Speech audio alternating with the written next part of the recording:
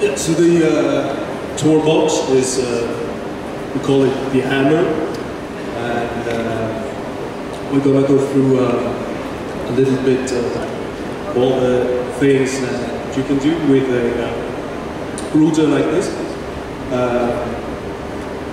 So first we will explain what it is, what software it's running, like the minimum system requirements. Then we go through Tor and we explain what Tor is, as well as how to use Tor in a safe way. And then we go on to OpenVPN and some extra goodies that it also comes with, and our future plans for it. So the hammer, it stands for Home and Anonymity Multimedia Entertainment Router. So well, we picked this name because Tor is the main concept of it, and Tor is an Old Norse god who used his hammer Mjolnir to fight against the giants in the old mythology. And now he hopefully got back his hammer so he can continue the fight against the giants. So what you need is any high-end home OpenWRT compatible router. This one in particular is running at various 680 megahertz, 128 megs of RAM, and 32 megs of flash. You actually need quite a lot of storage because of the libraries and everything putting in the system.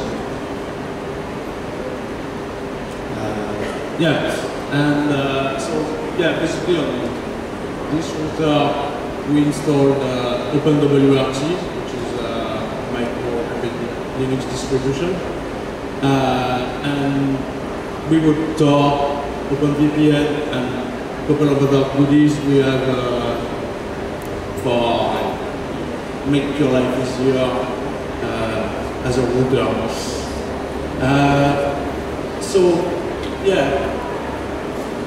Basically, like when you plug that router on your network, you've got like total transparency proxy. So it means like every machine on your network will pass through Tor network without any configuration at all. All the config is stored on the router. It's totally painless for every device you connect to the router. It could be wired, it could be wireless. Right now, we don't have like wired connection, so we use wireless to connect to the internet now and relay through the LAN. And what we give is a little bit easier way to configure Tor, and so Transproxy makes it work on any client you connect to it, even iPhones and whatever. But also we have set up a system to use multiple OpenVPN clients for people that want to, for example, stream video from geoblocked or censored websites. It's not to recommend to use Tor network and load the Tor traffic with McDonald's commercials and whatever.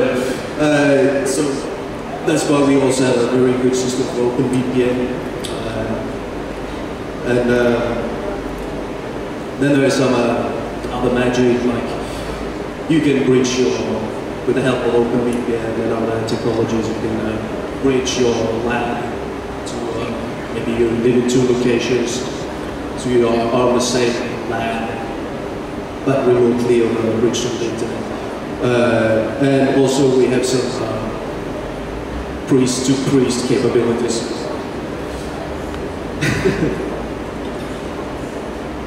So, what is Tor? Because maybe some people have not know about it. Tor is basically like a free onion network runs by volunteers. First, it's been designed like for the American Navy, and then like it's been like left to the public. It's open source, and it allows you to get like much better anonymity about the internet through different layers of encryption. So, yeah, when you're transproxying, as I explained a little bit before, you can use like any browser plugins on your desktop, whatever device you connect to the router. Unlike Vidalia, for example, that blocks Flash, other things. Yeah, so it's way much easier way to connect to our network.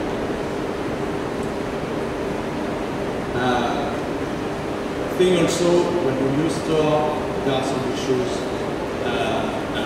You need to be aware that as soon as you connect to the network, the entry node will know who you are and where you're coming from. The exit nodes will know your destination. They can also perform man-in-the-middle attack. So it can be a little bit dangerous to use Tor, but there are some ways to make it quite secure and reclaim your anonymity on the network. As you can see, there's a cartoon here. Basically, you connect to the Tor box, and the first hop on the Tor network is encrypted, and all the red lines is encrypted. So this is the entry level. You will actually know the source, your real IP address. After that, you will do a number of hops on the Tor network that will basically take you around the world. While getting to your exit node. In your exit node, this can be configured to use for a specific country, for example, and or you can. The best way for strong anonymity is to use like any exit node. From the exit node to the website you're visiting, or whatever server you want to request your final destination. If this is not a SSL connection, it can perform man-in-the-middle attacks quite easy, and this happens quite a lot. So you Windows users, make sure that the binaries you download and install, that you actually verify them with the MD5 or whatever. Yeah. So, yeah, how to use Tor correctly. You turn your browser in porn mode. This is for tracking cookies and such. And you use HTTPS websites when you can, because it prevents from the man-in-the-middle attacks. But when you do that and you get to a website that hasn't paid the fee for having it signed by big root CA, you need to verify that certificate. Or if you go to a big website and you get the message, then the exit node is probably trying to mess with you. So be very vigilant with that. And the best way to get around this really is to use VPN over Tor, because then you will connect to your VPN server over the Tor network, meaning that you're already using your certificates and you cannot perform in-the-middle attacks. And also be ethical when using Tor, because it's a very powerful tool, and don't use it for streaming too much video and downloading BitTorrents and stuff like that. Also, if you download BitTorrents, to increase the chances that you increase the chances of being localized because you're generating a lot of traffic and it can be traced.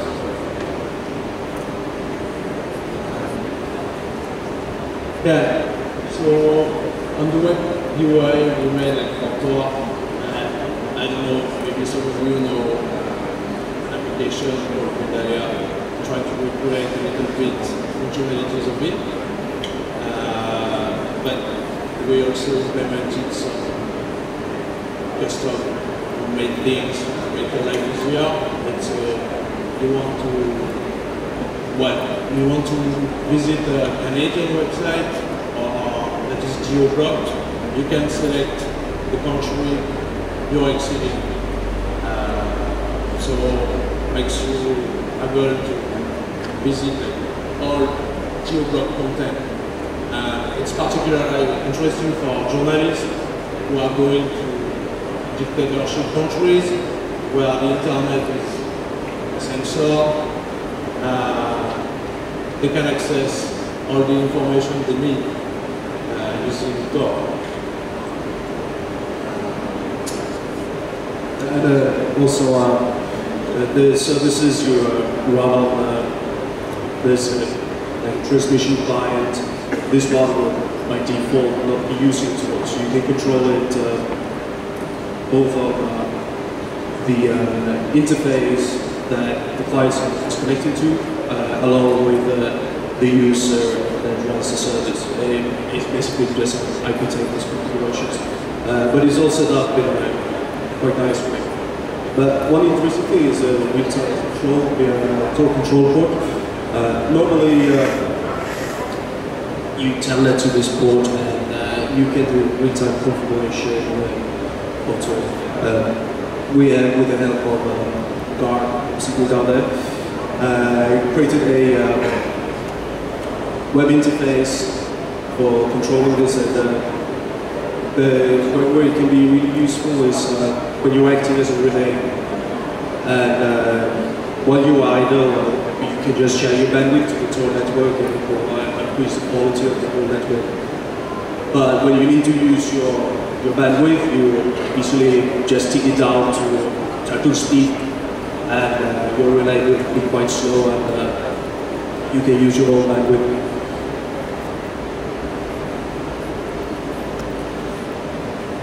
The OpenVPN. We have configured a way so you can run multiple OpenVPN clients and use some databases with networks. For example, international websites with some good TV series and stuff. So basically, you just turn the VPN connections you want, specified by country, and you can enjoy whatever streams you want on any devices. No configuration. It's as long as you connect to the app, we'll do it for you. We implemented also for all these big fans transmission. I guess Mac user know about it. Linux user also. It's built on client. Makes your life much easier. You just hook up a hard drive to the router. You can leave it on all night long if you want. It's going to download your favorite TV shows for you. Or just leave it distributions. Yeah, we don't recommend to use that over Tor at all because it slows down the network, as we said, and it increases your risk of being found. Yeah, as I said before, also when you hook up a drive to the box, you can act as an NAS. You can access your video, your audio, your gameplay, Apache. You can also stream it via cloud. You can share it also on different protocol like Samba and FS, kind of good. Yeah, and there's many things that want to implement in this, but also in other devices in the future. So it's a mess to go to the different ports for these different websites, for remote control transmission, for example, or Eagle Mid, or Media Goblin, and some other things we try to implement in it. We put this in using the Nginx web server, which had very good, it's quite lightweight and very good reverse proxy capabilities. You can authenticate with your own machine over HTTPS using a client certificate that it actually will generate for you the initial setup. So we install that in your browser, and you don't need to remember any passwords or anything, as long as you keep your certificate safe. And you can access everything on 443.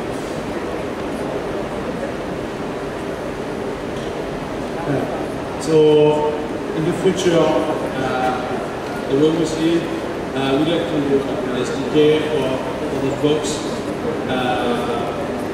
It's not really for this box in particular. So again, it's for every compatible routers with OpenWRT. OpenWRT can run like hundreds of different devices. We just choose this one because it's an high-end router which has enough computing power for what we ask for.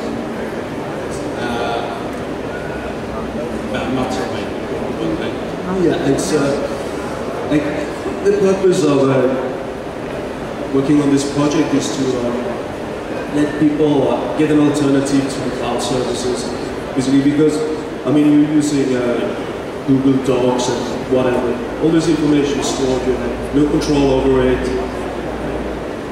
You don't know where it will end up and whose hands and what will happen in the future. So there is not really a reason to use all this stuff because there's very good open source alternatives. The problem comes when you first of all you need to be a geek to set up your server running. It would draw a lot of power, it would be noisy, you have to do some port forwarding and whatever on your normal router. That's why we want to put as much as possible into your home server that runs on basically no power at all. But it's not able to do very much when it comes to transcoding or encoding video or whatever. So what we want to do is use Media Goblin, which is quite cool software, to do the transcoding, encoding, and the heavy work on, for example, other more specified embedded devices for it, along with, or you can be on your desktop or whatever. So this is, we have Diaspora there, and I mean it's a quite good alternative to Facebook, because the day when all the Facebook data is leaked, it's going to be very tragic for many people.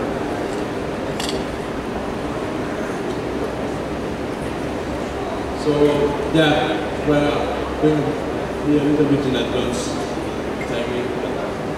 Yeah, we like to thank all the Sysgreen team for welcoming us here, and for the past week we spent with them. We'd like to thank some friends, Tobozo, Gard, Wiz, Buttplug, and One, for all the support they gave us. We also would like to thank all the open source community without the development that this box wouldn't be possible to realize it. And yeah, I would like to dedicate also the presentation to Crash that I know. And I hope you will enjoy using the Tor box. We will have a workshop a little bit later for people who want to see it working. So So you're more than welcome to come to see me and ask me some questions. So if anybody has questions now, you show the yeah. I don't know if we still have time. We have time. Then we're going to continue.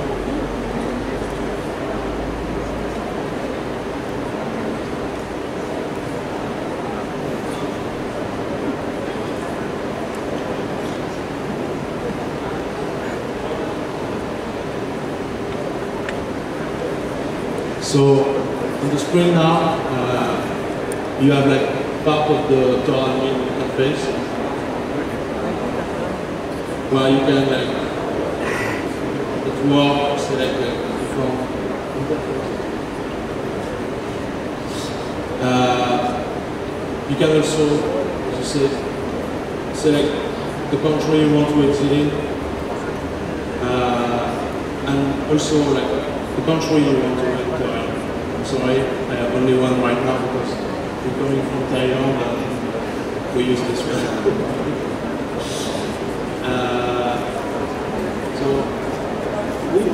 Nice.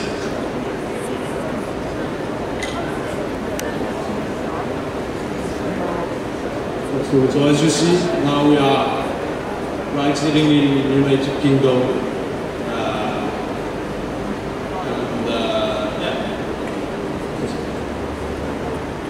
to watch a live BBC or something. I don't know if the Olympics started yet.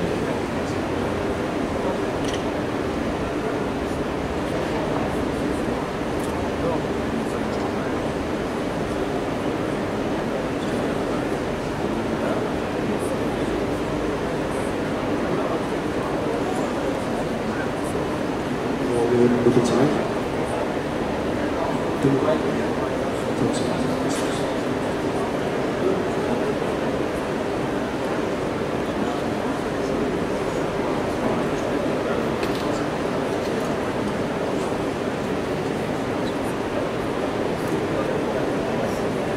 So we're gonna try to show you like the BBC player that is geo-blocked.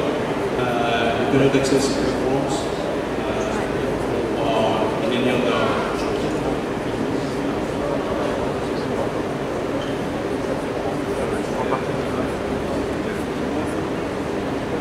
So I'll just take the first video. Je lève la main, tu vois. La main de la caméra, tu vois. Tu vois? Non?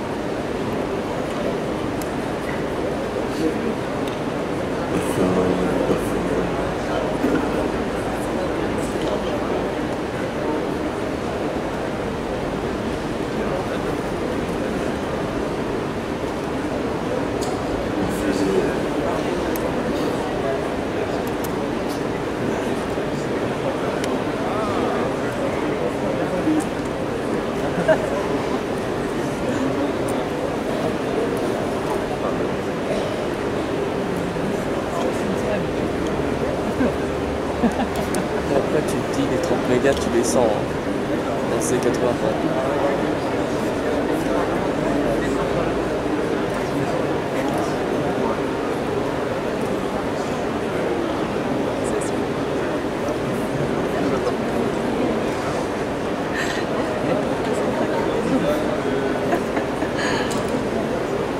Every time Je suis en train de cliquer du nez tout à l'heure.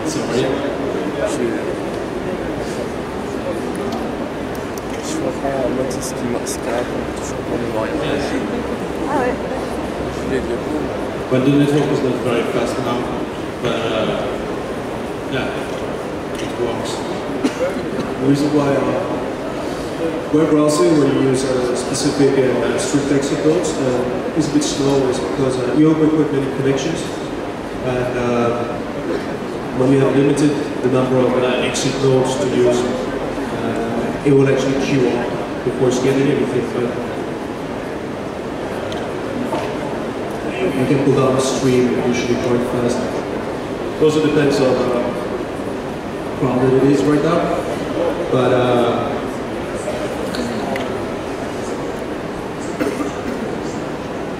Yeah, anyway, we should not do that. Streaming over Tor is bad. Yeah, it's bad. It's just to show you that it's worth the fact.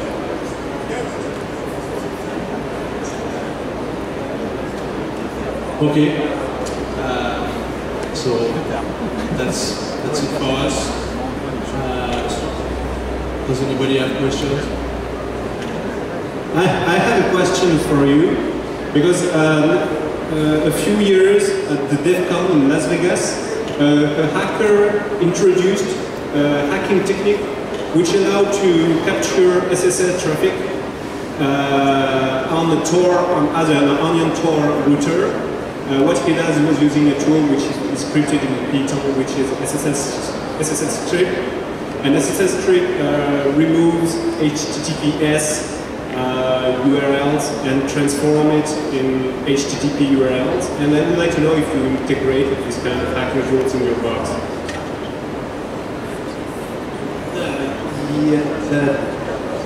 You strip out the HTTPS, but then you will not be on the SSL connection, will you? The attack consists in capturing traffic, remove all HTTPS links with HTTP links, keep in memory which link we remove, and you do the download of the web page instead of letting the user download it directly. So it's a man-in-the-middle attack. And the guy, in order to prove that he could do this, he set up himself, he registered himself as an onion router, and he was running SSL strip, which was stripping from source code, HTML source code, all the HTTPS links. And he was able to grab like 150 credit card numbers, email, passwords, and so on. Yeah, it's, you know, when you visit a website on HTTPS and it's actually loading links that are not on SSL, you will get a warning. As we said before, it's very important that when you use Tor, that you really keep all those default settings in your browser. It will warn you about that and actually check out what link this is.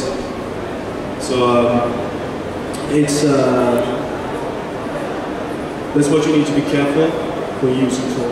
Yeah, so when you use Tor, don't go on your bank account. That's a wrong idea. As long as everything is over SSL and your bank website is not mixing content from outside the SSL server, it will not be any problem. And you keep your warnings there in the browser. Okay, thank you.